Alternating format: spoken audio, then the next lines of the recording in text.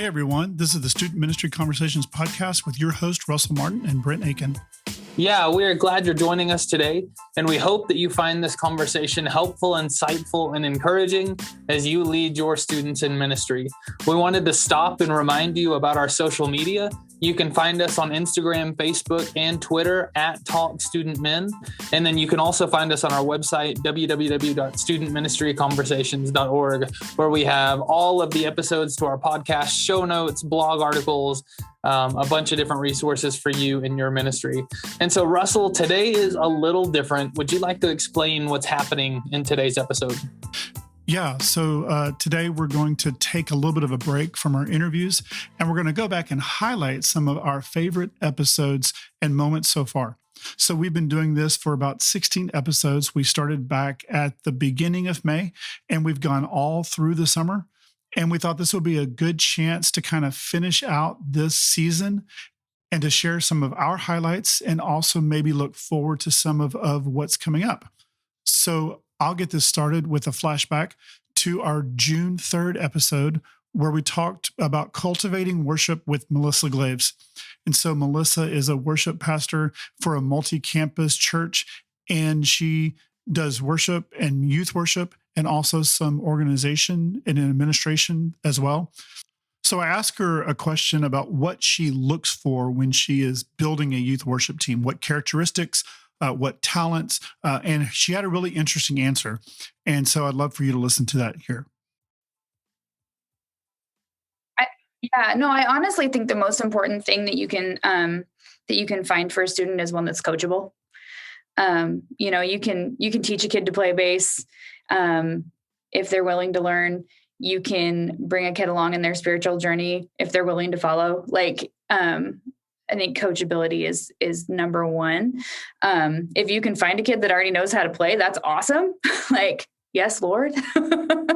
And then obviously you want their heart to be in the right place. But I think especially for youth worshipers, you really are taking them on a discipleship journey. So it's okay with me to have, especially a student on stage, that maybe is there because they think it's cool. Obviously you don't want a whole team like that. But if you get some, long-haired blonde kid playing a lead guitar who just thinks he looks awesome, bring it on. But let's spend a lot of time talking about how we do this for Jesus and how, it's not about us, it's about him. And, the biggest compliment for a worshiper, I think, is when you get off the stage and people don't say, "Oh my gosh, you sounded amazing." They say, "I felt the presence of God." That's what I want. And so, just spending a lot of time talking about that, casting vision for what the goal is, in a worship set. And, I just think encouragement is huge. As a leader, you want to encourage your kids, but, as far as things that they already have, I would say coachability is always my number one. I love teenagers that, aren't afraid to communicate, good or bad. Because even if they're communicating frustrations with you, it means they care. And so, I think passion is a big one for me as well. One of my former students, in Spokane is very outspoken, very passionate. And he, in my absence, he and one other girl have completely taken over and lead a fully functional, growing all-student team that lead worship every week at their youth group. And I think, leaders speak their mind. And so it just makes sense that he would be in that position. And when he first came, it was like, dude, you got to stop being so negative. How can we spin this? But yeah, I love a student that's willing to learn. And so that's the biggest one for me. I want their heart to be in the right place. I want them to be, musically competent is wonderful. But those are teachable things. You can't teach them to be willing to be taught. I really love that she touched on teachability and coachability and how important that is. And if you thought that clip was good, then I encourage you to go back and make sure and listen to the whole episode. There is a lot more there for you. That's fantastic. So what else do you got? So one of the other conversations that I had was with my friend Chad McKelvin, and we talked about what happens after this past year of disruption, and how has what we have been through and experienced changed how we look at youth ministry and changed our programming and our perspectives and maybe our emphasis. And so he talks a little bit about changing how he does things and maybe altering what he does in the future to be more intentional.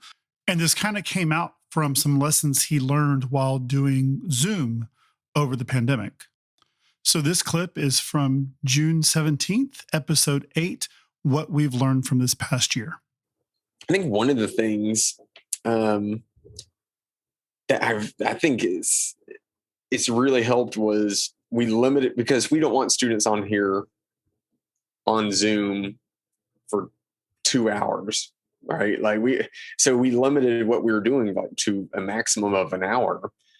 And so then whenever we were starting to meet in person, we were meeting in person, and I was like, well, we're not going to move it to 2 hours, because most of the time we have to just stay in our seats. Like there's no getting up and running around. And so we were trying to be very careful with that. And so we're like, well, shoot, like, let's just make it an hour. And so I have noticed like the biggest difference, and especially our junior high students and their attention, is like just dedicating just that 1 hour is all that you need. Beforehand, we would meet. What we did was we met on Wednesdays. We met for 2 hours, and that 2 hours included food, it included games, and then we would try to get them to settle down for worship and a lesson. And they didn't. It just never took. The worship and lesson part, it just never happened, because it's like we're pretty much, I always say, we're shaking up the can and we're just getting them riled up, like. And so, but once we started meeting in person. And some of this was with some of our newer students, like sixth graders, who really probably weren't familiar with what we had done in the past. But even some of our returning students and all that, like when we started meeting in person just for that hour, just for Bible study, and then we would do a more low-key type of game, like maybe Mafia or something else. And just for that hour, it was just like, this is good. I'm not, and I personally was never leaving there just feeling frustrated and angry that like, oh, students, they just won't pay attention. Oh, this is just, yeah, like it was. And so I think I've definitely learned like, man, we could do a lot in an hour and it could be very impactful. And maybe this is what they need. And so I really do think moving forward, I'm going to be more intentional into what we're planning and what those events really are. So like, if I want to have a time of worship, I'm not going to mix in big games and big other stuff with that. I'm just going to make it, no, this is going to be our hour time of worship, our hour time of Bible study, our hour time of small group, whatever it is. And then we'll plan another time of, oh, now this would be where our games are. If you want to play a game, come to this event right here. And so not mix up the two. And I'm looking forward to see like what that turns out to, like when we do that a lot more in person. Man, that's good. So we are rounding out our 3 favorites from the first 16 episodes. So you have one more for us. What is it? Yeah. So my last one was one of my favorite conversations. Of course, I say that about all of them, but it was with Brock Morgan, who's a youth pastor and is an author and is a speaker with youth specialties and things like that. And so he's a youth pastor at a church in California. And he gave us kind of a history of youth ministry, where it's been, where it's going, and some of the things to kind of help us to revitalize and rejuvenate and bring on a movement of God within our students. And what he emphasized came down to prayer. He said, every movement of God has started with prayer. And so he talks and goes more in depth about how he is emphasizing prayer in his ministry and the things that he is seeing come from that as he emphasizes prayer. So this is from episode 12, The Future of Student Ministry with Brock Morgan. At the history of the move of God, it begins with a couple people just on their knees every day praying. Prayer kind of moves, it instigates this movement when people get serious about prayer and they invite students into it. And prayer isn't, I discovered about 10 years ago that our youth ministry did announcements longer than we prayed at youth group. And I was so convicted by that. Oh my gosh, like we've got to make prayer like a thing that, like, if we're not teaching kids how to talk with God, what the heck are we doing? And so I started actually teaching kids how to pray. And then I started teaching them how to pray for their friends. And then I started having them up front where kids could come to these kids, like these kids are staying up front at the end of my talk, and they could come and get prayed for by their peers. And it got to the point where our youth group was like mad at me if we didn't end where they could pray for each other. And they're just so open to this stuff, but we're so stuck in kind of our old youth ministry models. And so we decided to make prayer king. Like that's a priority. Secondly is I thought we got to go deeper. Like shallow Christianity no longer resonates, not even in evangelism, like even kids who don't give a rip about the gospel. If you just give them, funny stories and a little Jesus, dude, that's not resonating.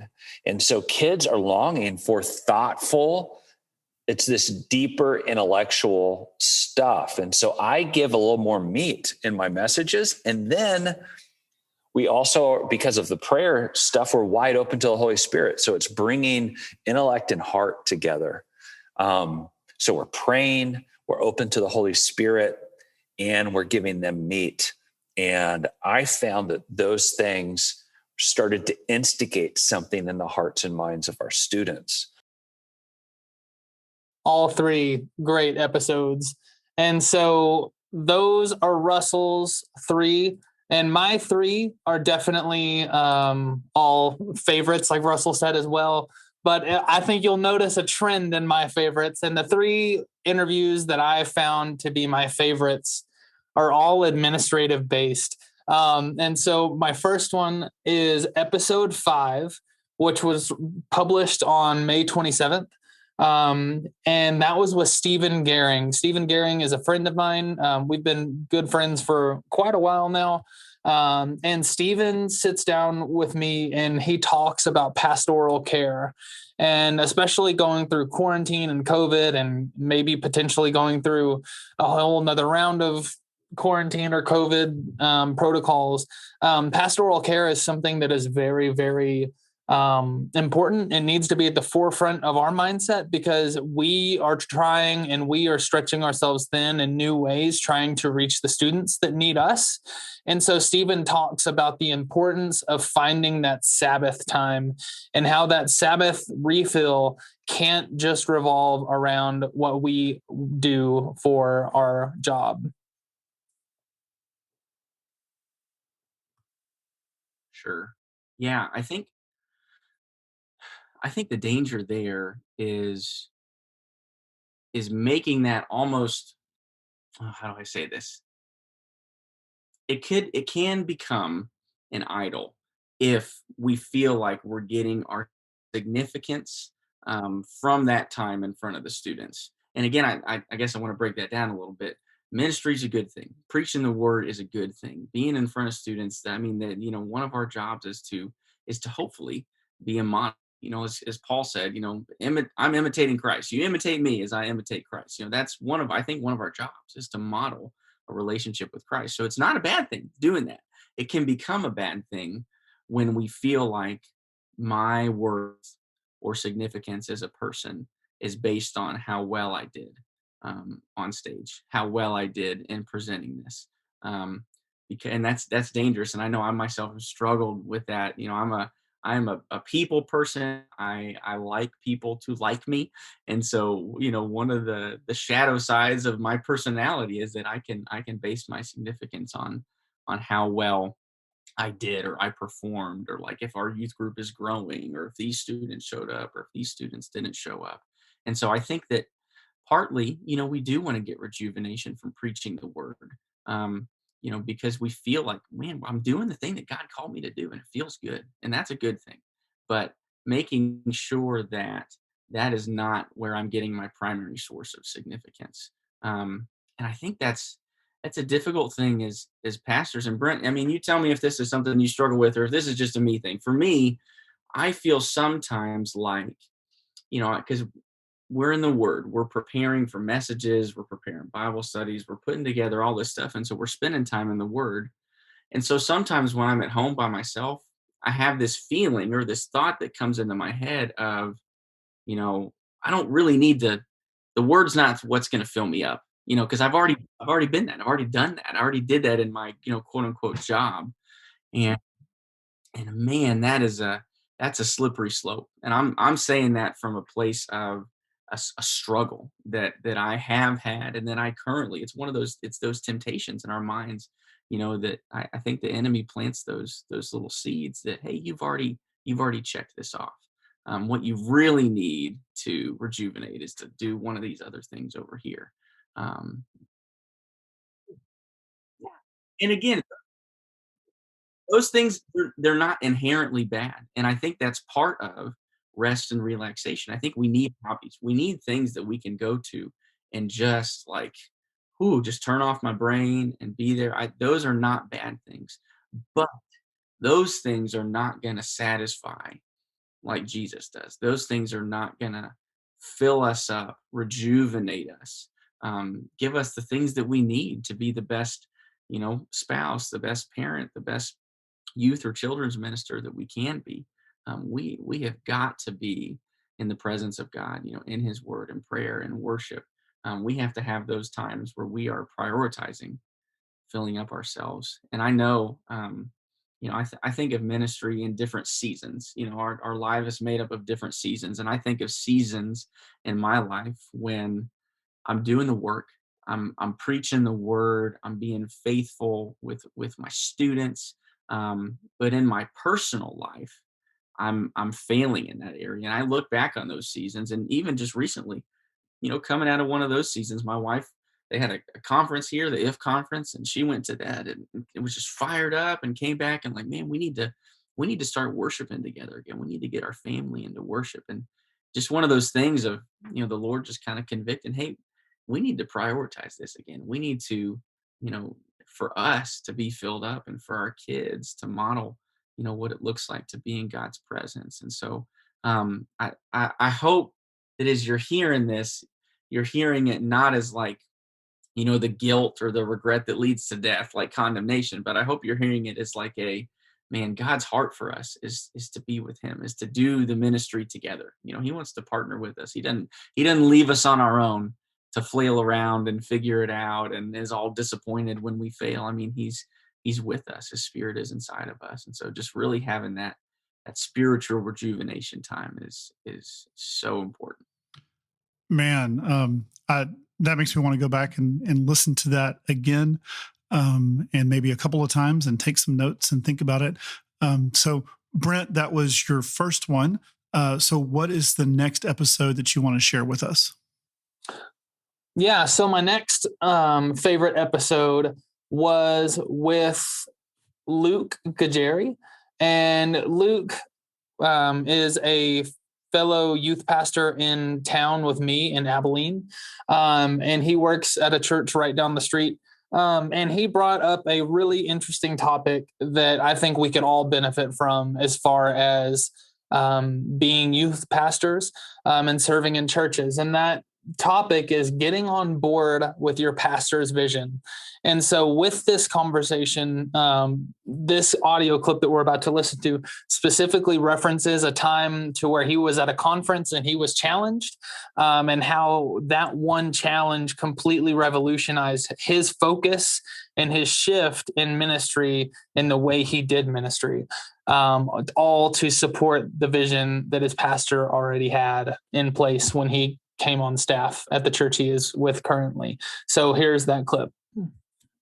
I recently had to come to grips with this, especially with COVID, because I'll be honest, I was really frustrated in June of 2020 where everything was online for a while. And I was like, man, I left the digital marketing world to go into ministry. Like, why are we, this is my life now? Like, all we're doing is online stuff. This is so dumb.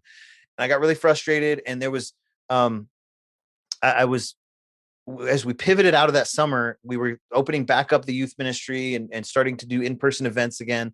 And I just felt in love with youth ministry all over again. And I was like, man, this is awesome.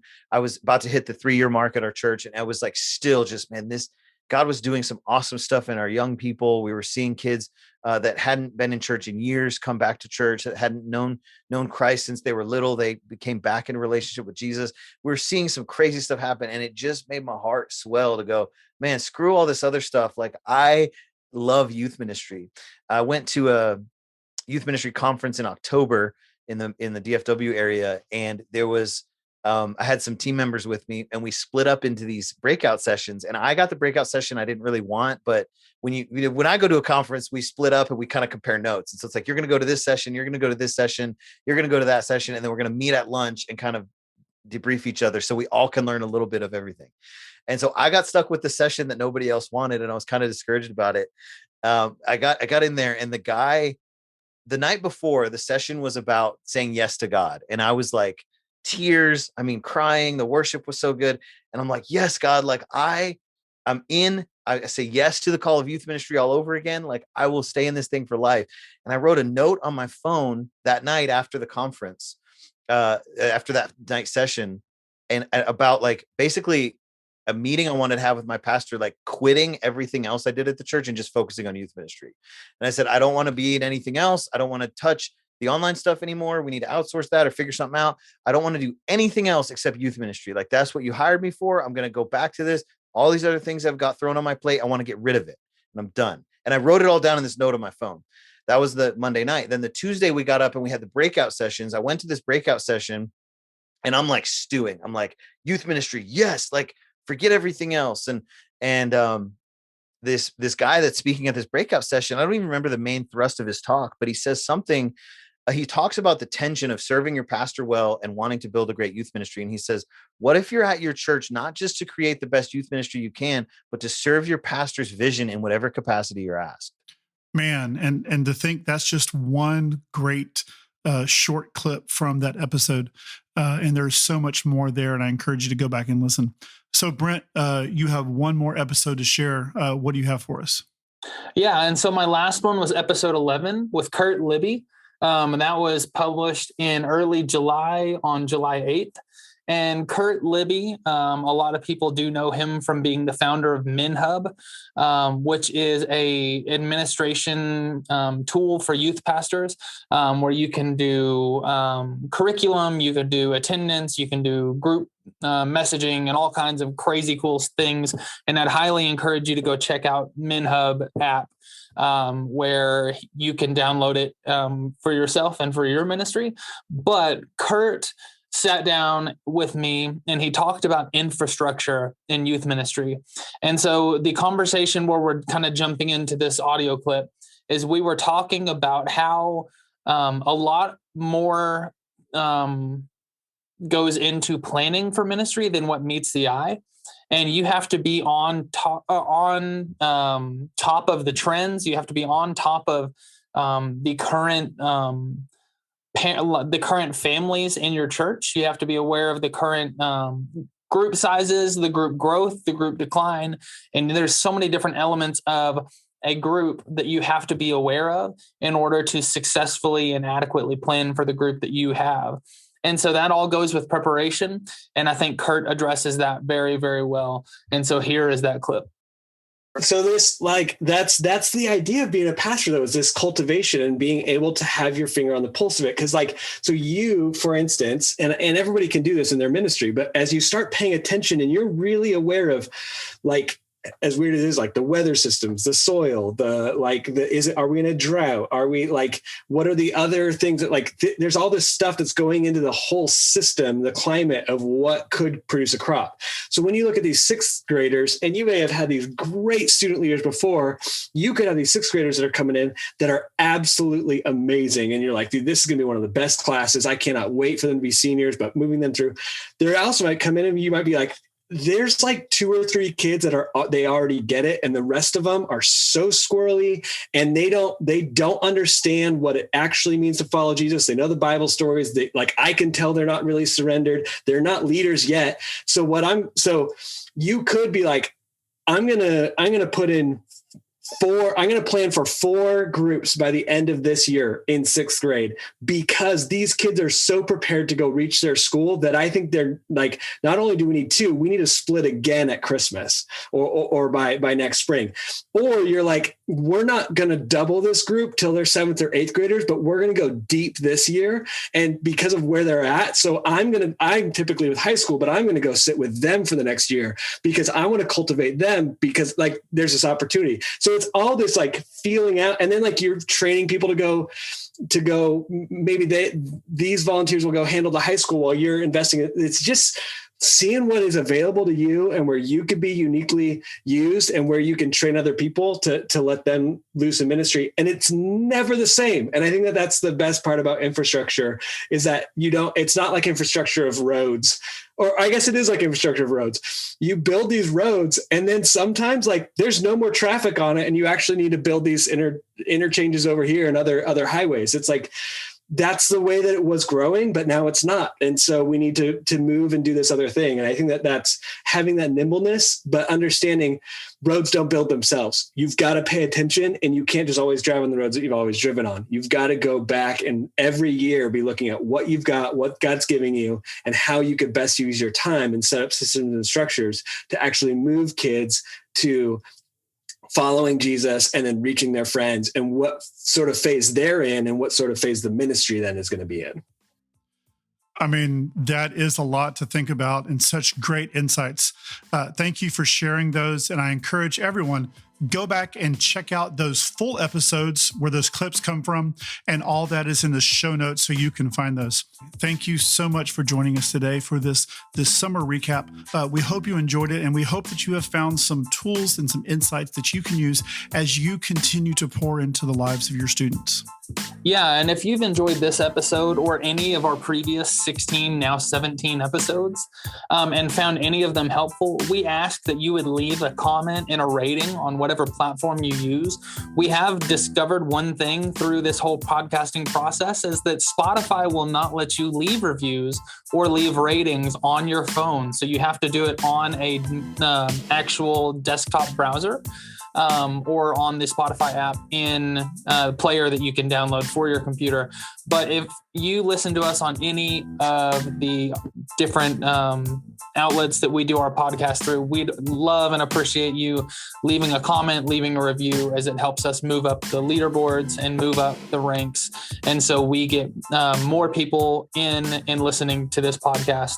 And we'd appreciate that so much. Also, maybe you would know someone who would benefit from this conversation or one of the conversations that we've had in the past. And honestly, this conversation that we had today is a great introduction. That's one of the reasons that we did it. So if you have a friend that's in youth ministry that volunteers, is on staff, etc., and you know that they haven't had a chance to check out this podcast yet, this is a great episode to tag them in, because this is a kind of a cafeteria buffet style introduction into our podcast, and it lets them listen to 6 different episodes before they start going in and looking at all the different things. So tag that person that would benefit from this conversation or any previous conversation. Take a moment, share this on social media, and then, like I said, tag them and tag us at Talk Student Men on Instagram, Twitter, and Facebook. So, Brent, next week we are getting back to our interviews and we're starting that style of shows again. So, you have our first interview. Can you tell us what is coming up, what we can be looking forward to next week? Yeah, so next week we are going to listen to an interview that I did with Cody Brotherton. And so Cody is currently he is the strength and conditioning coach for McMurray University's track and field team. But before that, he has spent the past decade and a half doing worship and doing youth ministry and traveling in a band. And just has a bunch of different experiences. But one of the things that he did really, really focus on during his time of worship and time of traveling as a musician is he focused in on contemplative practices to focus our thoughts in our direction on in ministry. And so we're going to sit down with Cody and talk about contemplative practices in youth ministry. And I'm super excited. It was a great conversation. Cody's a great guy and a lot of energy. So really looking forward to letting y'all hear that conversation. Well, I am looking forward to that, and I hope you are as well. Just as a closing reminder, head over to studentministryconversations.org for show notes and links from this episode. Also follow us on social media at Talk Student Men, and we look forward to connecting with you there as well. So have a great week, and we'll see you next time.